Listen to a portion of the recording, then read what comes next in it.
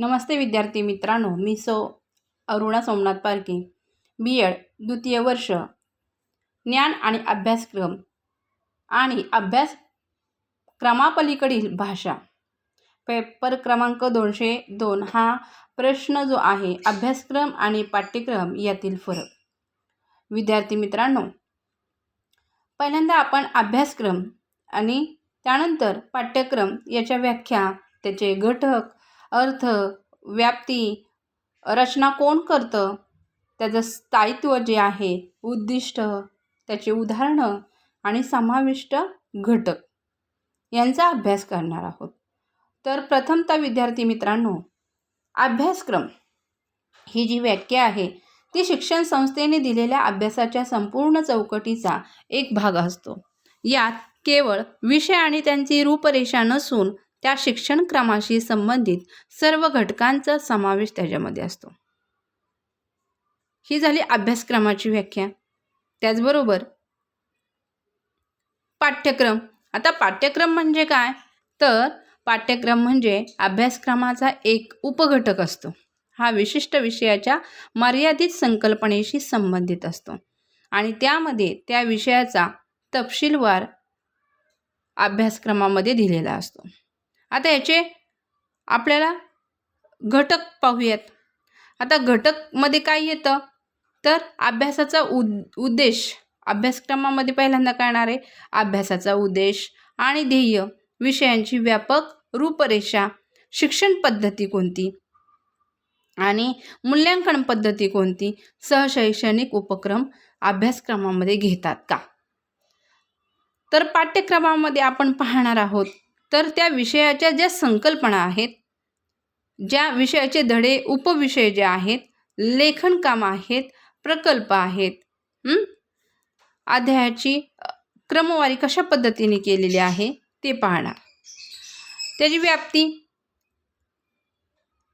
अर्थ, संपूर्ण शिक्षण प्रक्रियेची रूपरेषा. एखाद्या रूपरेषा जी आहे ती अभ्यासक्रमानुसार असते आणि पाठ्यक्रममध्ये एखाद्या विशिष्ट विषयाची अभ्यासाची रूपरेषा असते. आता अभ्यासक्रमामध्ये व्याप्ती काय येणार आहे, तर व्यापक संपूर्ण शैक्षणिक कार्यक्रम त्यामध्ये समाविष्ट असतो. तर पाठ्यक्रमामध्ये मर्यादित विशिष्ट विषयापुरतीच मर्यादित असतात.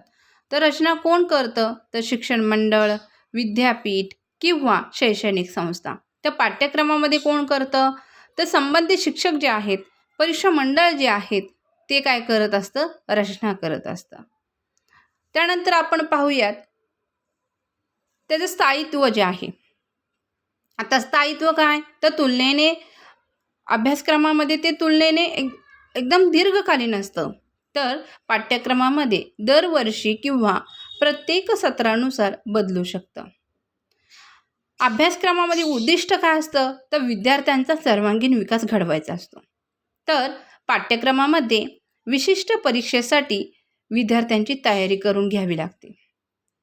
त्याची उदाहरणं पाहूयात. अभ्यासक्रमाचं उदाहरण आहे तर इयत्ता 10वी संपूर्ण शिक्षण योजना. तर पाठ्यक्रमामध्ये तर इयत्ता 10वी इतिहास विषयाचा अभ्यासक्रम. ही झाली त्याची उदाहरणं. आता समाविष्ट घटक काय, तर शैक्षणिक आणि सहशैक्षणिक. शैक्षणिक आणि सहशैक्षणिक जे आहेत, सामाजिक मूल्य आहे, शिक्षण आहे, त्याच्यावरती काम केलं जातं. तर पाठ्यक्रमामध्ये केवळ शैक्षणिक विषयाशी संबंधित असलं जातं.